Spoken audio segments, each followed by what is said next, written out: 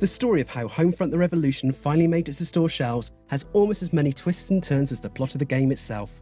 But now that the game is finally here, what is it actually like?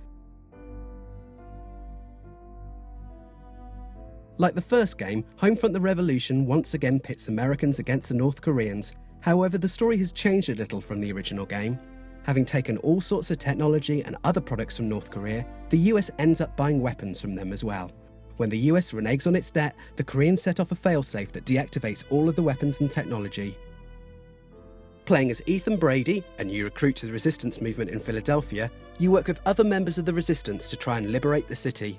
This time around, the game is set in an open world, which means there is more freedom to tackle the city as you see fit. The missions still have to be completed in the same order, however you can choose how and when you liberate the different zones around the city. Capturing a zone is done by hacking a transceiver, activating a radio, destroying a facility, taking control of a strike point, or something similar. Taking control of these zones reveals secrets on the map, including a range of collectibles, tactical targets that need to be destroyed, motorbikes that you can use to get around the map quicker, and stashes of ammo. The other benefit of liberating a zone is that it significantly reduces the number of KPA troops and cameras in the area, making it easier to move around and complete other objectives. While this new game has moved to an open world layout, it is still very much a first-person shooter.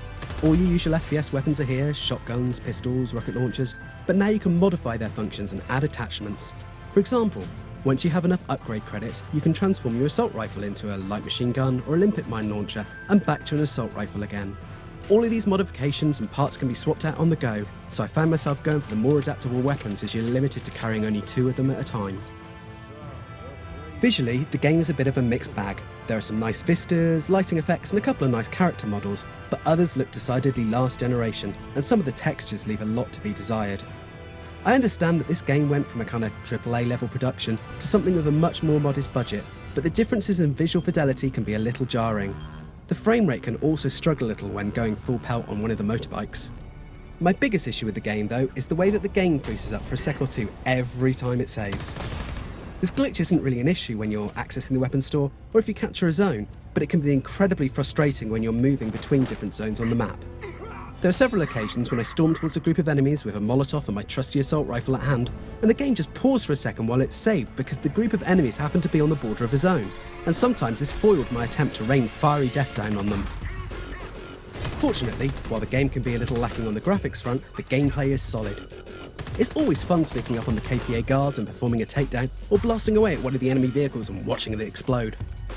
What's more, even though some of the missions can be a tad repetitive, I found the level design and the story to be engrossing. I'm not saying that the plot of the game is perfect, you can spot a few of the beats of the story from a mile out, but I enjoyed it a lot more than the stories tacked onto most of the first-person shooters of this generation.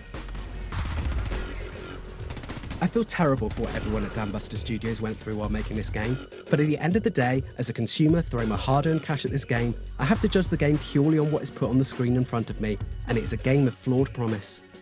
The gameplay, level design and the story that the team have come up with are great. Unfortunately, these are coupled to a game that has some issues with the game engine.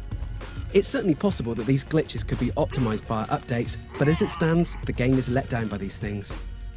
I can't criticise this game too much though, as throughout my time with the game, almost 50 hours, I generally had a huge grin on my face. The team at Dambuster Studios clearly know how to design great levels and give us a story that enhances the gameplay rather than disappearing into the background.